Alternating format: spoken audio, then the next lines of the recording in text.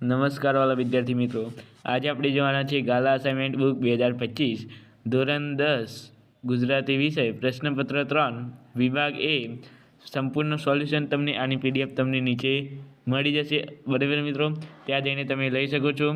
આની સમજૂતી અને સોલ્યુશન સાથે આપણી ચેનલ જે છે વિદ્યાપથ યુટ્યુબ ચેનલ પર તમને આ વિડીયો જોવા મળતો હશે. બરાબર મિત્રો, તો ચાલો આપણે પ્રશ્નપત્ર 3 વિભાગ એનું સંપૂર્ણ સોલ્યુશન નિહાળીએ. મિત્રો, જો મિત્રો વિડીયોમાં નવા હોય તો લાઇક શેર અને સબસ્ક્રાઈબ કરવાનું ભૂલતા નહીં.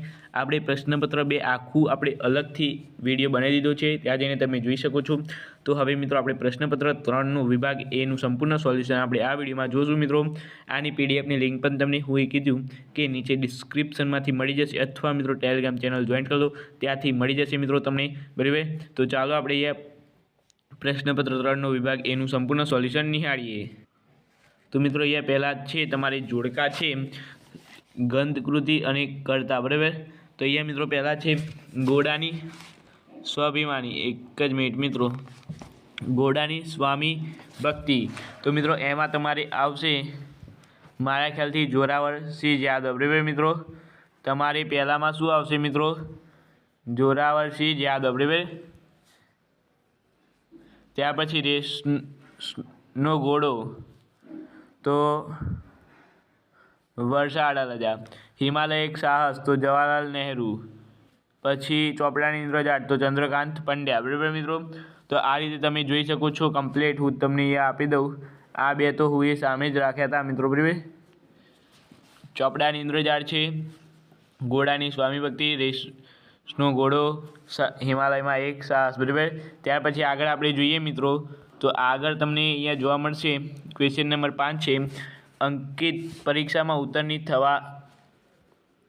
એક જ મિનિટ મિત્રો, તો અહીંયા છે ક્વેશ્ચન નંબર 5 અંકિતને ઉત્તરની પરીક્ષા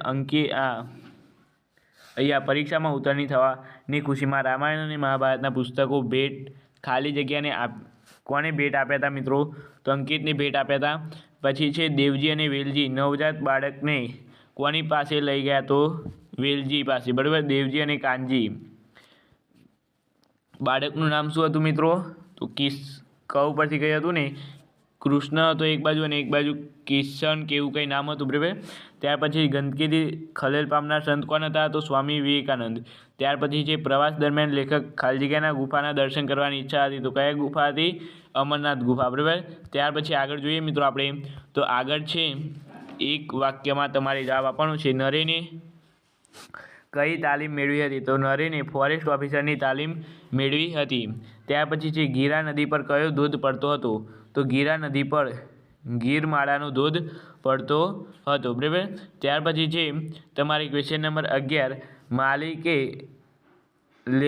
માલિકને શરીરે કરેલા કુલ કટાક્ષ શાને કહે છે? તો માલિકે આપને સુંદર સ્વસ્થ શરીર આપ્યું છે, આપણે એને સાચવવા માટે સહેજ પણ શ્રમ લેતા નથી, પરિશ્રમ કર્યા વિના બેઠા બેઠા મનગમતું ખાઈ પીને જીવન જીવવું એને આપણે સૌભાગ્ય માનીએ છીએ. તેથી હૃદયરોગના હુમલા વખતે પરસેવો વળે એવા દિવસો આવે છે. આ માલિકે કરેલ કુલ કટાક્ષ છે. બરાબર, ત્યાર પછી ક્વેશ્ચન નંબર 12 છે ડુંગરની પત્ની અચાનક અટકી ઊભી થઈ ગઈ કારણ કે? તો અહીંયા જવાબ છે ડુંગરની પત્ની અચાનક અટકી ઊભી થઈ ગઈ કારણ કે તેને જમીન પર એક ઘાટેલી પગલીની છાપ જોઈ. એ છાપ જાણે મૃત બગલીની જ પગલી જ હોય તેવી હતી. મૃત સંતાનની સ્મૃતિથી હાલી ઉઠેલ તે અટકી ગઈ. ત્યાર પછી ક્વેશ્ચન નંબર 13 છે મિત્રો, સંપૂર્ણ ધ્યાનથી જોજો મિત્રો, તો તમને એક એક દાખલો એટલે કે એક પ્રશ્ન આવડશે મિત્રો. બરાબર, આપણે ગણિતનું પણ સંપૂર્ણ સોલ્યુશન આના આગળના વિડીયોમાં જોઈ મિત્રો. બરાબર, તો મિત્રો આનું તમારે એક પ્રશ્ન સંપૂર્ણ રીતે જોવાનું છે અને આની પીડીએફ તમને મળી જશે. બરાબર, નીચે લિંક આપેલી છે, ત્યાં જઈને ક્લિક કરશો એટલે તમારે ડાઉનલોડનો ઓપ્શન આવશે, એટલે ડાઉનલોડ કરી લેજો મિત્રો. બરાબર, ત્યાર પછી ક્વેશ્ચન નંબર 13 છે મિત્રો. આમાં મિત્રો તમારે 3 પ્રશ્નો હોય ને, એમાંથી ગમે તે 2 પ્રશ્નો લખવાના હોય છે મારા ખ્યાલથી. બરાબર, અહીંયા તમારે ઓપ્શન આપેલા જ હોય છે. હા, 3-4 વાક્યના ઉત્તર ગમે તે 2 લખવાના હોય છે મિત્રો. બરાબર, એટલે તમારે 3 પ્રશ્નો આપેલા હોય, એમાંથી તમારે ગમે તે કેટલા 2 લખવાના રહેશે. બરાબર, તો અહીંયા છે પૂરમાં ડૂબતા. અહીંયા મિત્રો તમારે પૂરમાં ડૂબતા ટાઈપિંગ મિસ્ટેક ભૂલ આવી છે મિત્રો, અહીંયા તમે જોઈ શકો છો. પૂરમાં ડૂબતા આંબા પટેલને કેવી રીતે જીવત દાન મળ્યું? અહીંયા છે જો મિત્રો, પૂરમાં ડૂબતા આંબા પટેલને જીવત દાન કઈ રીતે મળ્યું એ આ જવાબ આપણને આપશે. બરાબર, તો અહીંયા મિત્રો તમારે જોવાનો છે. તો અહીંયા છે, કાંઠા સુધી પહોંચેલી ઢેલ ઘોડીએ જોયું કે તેની પીઠ પર આંબા પટેલ નથી, એટલે નસકોરા ફુલાવતી પૂરમાં ડૂબતા આંબા પટેલને શોધવા નીકળી. સરસરાટ કરતી આંબા પટેલ સુધી પહોંચી અને ઘોડીને જોતા જ આંબા પટેલ તેને ગળે વળગી પડ્યા અને ચતુર ઘોડી આંબા પટેલને લઈને પાણીના વહેમને ફગોળાતી મહા મુસીબતને કાંઠે આવી. આ રીતે ઢેલને કારણે આંબા પટેલ પૂરમાં ડૂબતા આંબા પટેલને જીવત દાન મળી. બરાબર, આ કહી શકાય કે મિત્રો ઘોડીને કારણે આંબા પટેલને જીવત દાન મળ્યું. બરાબર, એમાં મિત્રો તમારે કંઈ કરવાનું નથી. આ તમારે હેલામાં હેલો પ્રશ્ન છે. આ પાઠ તમે તૈયાર કરી દેશો તો તમારે 3 થી 4 ગુણ આ પાઠના છે. તો તમારે સંપૂર્ણપણે આ 3 થી 4 ગુણ તમે આના મેળવી શકો છો આ મોટા પ્રશ્નોમાં. બરાબર મિત્રો, એટલે તમે પછી આગળ જોઈએ આપણે તો છે ડાંગવનો અને કૃતિ આહવાના આદિવાસીઓ વિશે લેખન થયેલો અનુભવ વર્ણવો. આમાં મિત્રો આમાં પણ સહેલો છે. ચેપ્ટર નંબર 10 છે મારા ખ્યાલથી. બરાબર, ચેપ્ટર નંબર 10 તમારે જે આદિવાસીનો પાઠ છે એમાં તમારે આપેલું છે કે આહવાના આદિવાસીઓ વિશે પહેલાં પણ લેખકે ખૂબ સાંભળ્યું હતું કે ડાંગ દરબારની વાતો પણ એમને સાંભળી હતી. એનો જીવત પરિચય લેખકે પ્રવાસ દરમિયાન થયો છે. લેખક એમના મિત્ર જગદીશભાઈના બાઇક ઉપર આહવાની ગલી કૂચીઓમાંની આસપાસ રસ્તા પર રખડ્યા. ત્યાં આદિવાસીઓની જીવત લોક સંસ્કૃતિની નિહાળી. આદિવાસીઓના ગીતો, એમના વાઘરો, એમના તહેવારો પર જોઈને એમને હાથમાં ભેડીને નાચવા મન થનથની ઉઠતું. ત્યાં રસ્તામાં આદિવાસીનું એક મોટું સરઘસ સામે મળ્યું. 2-3 આદિવાસીઓ સરઘસની આગળ ફટાકડા ફોડતા હતા. લેખકે ચાલો આજે લગ્નયાત્રા જોવા મળશે, પણ લેખકે કંઈ જુદો જ અનુભવ થયો. કોઈ આદિવાસીઓનું મરણ થયું હતું. નનામી ઉંચકી કેટલાક ડાકુઓ આગળ ચાલતા હતા. મૃત્યુના માનમાં ફટાકડા ફોડતા હતા. મરણને ઉજવવાની એક આ અનોખી પરંપરા જોઈ આ ભોળી પ્રજાને જીવનનું આવું તાત્વિક સત્ય કેવી રીતે પ્રાપ્ત થયું હશે? લેખકે આમ એક અનોખા અનુભવમાંથી પસાર થયા. આમ આહવાના આદિવાસીઓની લોક સંસ્કૃતિના અનોખા દર્શન, નાખો અનુભવ અને ડાંગરના પ્રવાસ દરમિયાન થયો. મિત્રો આ તમારે ક્વેશ્ચન નંબર 14 છે. એમાં તમારે શું કરવાનું છે? તો આ પ્રશ્ન તમારે પૂછાય છે 14, 15 અને 16 વિભાગ એના છેલ્લા 3 પ્રશ્નો છે. એમાંથી મિત્રો તમારે આ પ્રશ્ન છે ને કેટલા 6 ગુણનો રહેશે. 6 ગુણમાંથી અહીંયા તમારે સૂચના આવી રીતે આપેલી છે કે નીચે આપેલ પ્રશ્નના 10-12 વાક્યમાં મુદ્દાસર ઉત્તર લખો. ગમે તે 2 લખવાના હશે, 3 આપેલા હશે. બરાબર મિત્રો, એમાંથી તમારે ગમે તે 2 જે લખવાના હશે જે આવડતા હોય એ મિત્રો. અને ત્રીજો પણ આવડતો હોય તો લખવાનું નથી મિત્રો એ, કારણ કે એમાં ટાઈમ બગાડવાનો નથી. એટલે ગમે તે 2 પ્રશ્નો લખીને તમારે આગળ વિભાગ બી લખવાનું છે. બરાબર, ત્યાર પછી મિત્રો અહીંયા ક્વેશ્ચન નંબર 14 જોઈએ આપણે. ત્યાર પછી ક્વેશ્ચન નંબર 15 છે જન્મોત્સવ નલિકા દ્વારા લેખકે રજૂ કરેલા સામાજિક કટાક્ષ સ્પષ્ટ કરો. તો મિત્રો અહીંયા છે જન્મોત્સવ નવલિકા છે. નવલિકાનું વિષયવસ્તુ સામાજિક વિષમતા છે. જન્મનો ઉત્સવ છે. એ સમય બિંદુ પર કૃષ્ણ અને કિશનના સંદર્ભે. જો મિત્રો આમાં તમારી જન્મોત્સવમાં આવ્યું પેલો વેલજી કાનજી અને બીજો એક વેલજી કાનજી અને દેવજી કેવું કંઈ છે ને એ આમાં આવશે મિત્રો તમારે. બરાબર, જન્મોત્સવમાં. તો જન્મોત્સવ નવલિકા છે. નવલિકાનું વિષયવસ્તુ સામાજિક વિષમતા છે. જન્મોત્સવ ઉત્સવ છે. એ જ એક જ બિંદુ પર કૃષ્ણ અને કિશનના સંદર્ભ સમાજની 2 વિષમ પરિસ્થિતિઓનું નિર્માણ કરીને લેખકે કર્ણ કરતા નિષ્પંસ કર્યો છે. કૃષ્ણ અને કિશન એ નામની પસંદગી પણ સૂચક છે. કૃષ્ણ જશોદાના કૃષ્ણકુંવર છે, તો બીજી બાજુ ઝુંપડપટ્ટીમાં કનસ્થી માણેક નંદકુંવર છે. જન્મોત્સવ નિમિત્તે કૃષ્ણકુંવર પાછળ આખું ગોકુળ ગાંડું છે. મિત્રો અહીંયા તમારે મિત્રો આમાં બે પરિસ્થિતિઓનું તમારે નિમ્નલિખિત દ્રશ્ય લખવાનું છે કે એ વખતે શું શું થયું હતું. બરાબર, તો અહીંયા મિત્રો તમારે આટલું ટોપિક તો સમજાઈ ગયો છે. ત્યાર પછી છે કે જે વખતે જન્મોત્સવ નિમિત્તે કૃષ્ણકુંવર પાછળ આખું ગોકુળ ગાંડું થયું હતું, આનંદ હતો અને ઝાકળમય છે. ત્યાર પછી નંદકુંવર કિશનનો જન્મ કાનજી. જો મિત્રો આ કાનજી, વેલજી અને એક દેવજી છે. બરાબર, તો કાનજી આનંદ ઉત્સવ નથી, કાનજીને આનંદ ઉત્સવ નથી. કારણ કેમ કાનજીને આનંદ ઉત્સવ નથી? કે તે કરુણાને મજબૂરી છે. માતા માણેક લાચારી છે, માતૃપીડા છે. અને કૃષ્ણનો ઉત્સવ છે એ અંકુટ અને પંચાજીરીના પ્રસાદથી ઉજવાય છે. મિત્રો આ યાદ રાખજો, કૃષ્ણનો ઉત્સવ કયા પ્રસાદથી ઉજવાય છે? તો અંકુટ અને પંચાશ્રીના પ્રસાદથી ઉજવાય છે.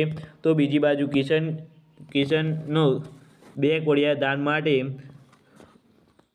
વાલાસ્વાય દીકરાને અપંગ બનાવી ભીખ માગવાની સાધન તરીકે ઉપયોગ કરવામાં આવે છે. નવલિકાના પાત્રરૂપે આવતા અલિતે એના ટેકનોલોજી જ્ઞાનના આધારે તરકીબ કૃષ્ણ જન્મોત્સવનું નિજ મંદિર ખડું કર્યું છે અને સામાંતરે માળખું એના પુત્રનો જન્મ વેલજી ડોહાને ત્યાં માલિકના વાલા પુત્રરત્નને ઘૂંટણ મચકોડી અપંગ બનાવીને ક્રૂર ઘટના દ્વારા સામાજિક વિષમતા પર તેમજ કરુણાના નિષ્પંસ કરે છે. તો મિત્રો અહીંયા આપણે ક્વેશ્ચન નંબર 15નું સંપૂર્ણ સોલ્યુશન નિહાળ્યું. બરાબર મિત્રો, હવે તમારે ક્વેશ્ચન નંબર 16 આ વિડીયોનો લાસ્ટ મેન ટોપિક છે એ હવે છે કે ક્વેશ્ચન નંબર 16 જગતના તાત એવા ધરતીપુત્રને કરુણા કાળુ રાજુ અને જે ગામના જે હોય છે અહીંયા તમારે આવશે આગળ વધુ જો તો માનવીની ભવાઈ નવલકથામાં 2 પાત્રો મુખ્ય છે. કાળુ રાજુ અને છપ્પનિયા દુકાળની કાળમી પરિસ્થિતિમાં ટકવા ડેકરિયા ગામ આવ્યા. ડેકરિયા મિત્રો યાદ રાખજો ક્યાં આવ્યા? છપ્પનિયા દુકાળમાં કાળમી પરિસ્થિતિમાં ટકવા માટે રાજુ અને કાળુ ડેકરિયા ગામમાં આવ્યા. ખેડૂત કાળુ સ્વાભિમાની અને ટેકલિયો જીવ છે, પણ આ દુકાળે કાળુના સ્વમાન ગુમાવી અને આત્માને જાને તહન કરી નાખ્યા છે. ભીખ માગવી એ કાળુના સ્વમાનમાં નથી. આ પરિસ્થિતિમાં ડેકરિયા મહાજન પોતાના કોઠારમાંથી, જો મિત્રો આ મહાજન છે. બરાબર, ડેકરિયા ગામના મહાજન જે પોતાના કોઠારમાંથી સૌને દાન આપવાનું શરૂ કર્યું, પણ દાન લેવું પસંદ નથી. કારણ કે એ જાણે છે કે જે મહાજન કોઠારમાં આપે છે એ અમારું જ દાન છે અને અમારા દાન સામે હાથ લંબાવો આવી ભીખ માગવી. રાજુ સમજાવે છે. કાળુ અને રાજુ બંને હોય છે અને એની સાથે અહીંયા હોય છે. કોણ હોય છે મિત્રો? અહીંયા મહાજન અને એક બીજો પણ હોય છે મિત્રો, પાત્ર એક આવે છે.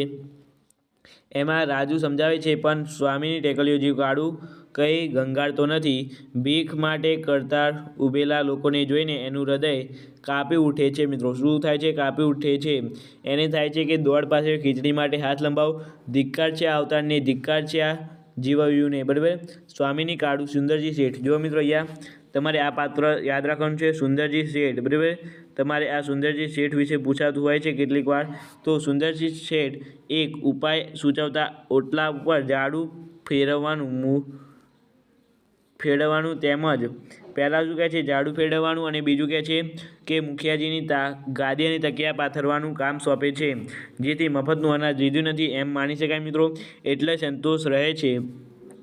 શેઠના માન ખાતર એને દોડ પાસે ખીચડી પોતાના ધોતિયાને છેડે લીધી તો ખરી, પણ એને પાછું મિત્રો સમાન જાગી ઉઠ્યું. એને થયું કે આ તો બાવાના 2 બગડ્યા.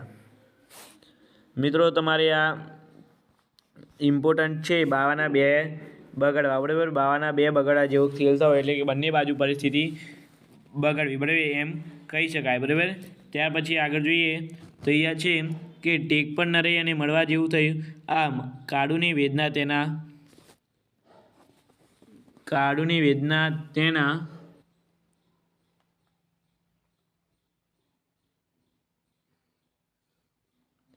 વાણી અને વર્તનમાં સતત ટપકતી રહે છે.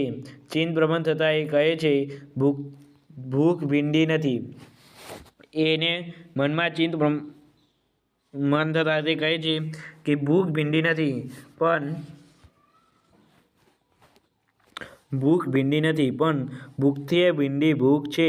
લેખકે અંતમાં કાળુની મનસ્થિતિ વ્યક્ત કરતાં સાચું જ કહ્યું છે. નથી વેઠાતા રામ ભૂખ્યા, નથી વેઠાતી આ ભૂખોય.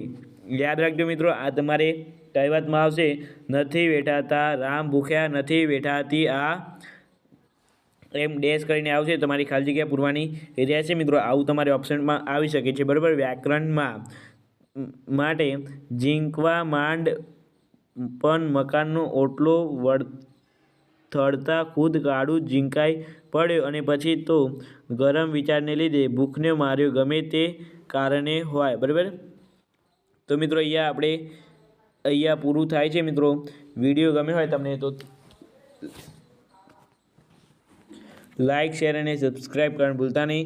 આપણે મળીશું આ વિડીયો સાથે. Thank you so much. Video જોવા તમારો ખૂબ ખૂબ આભાર.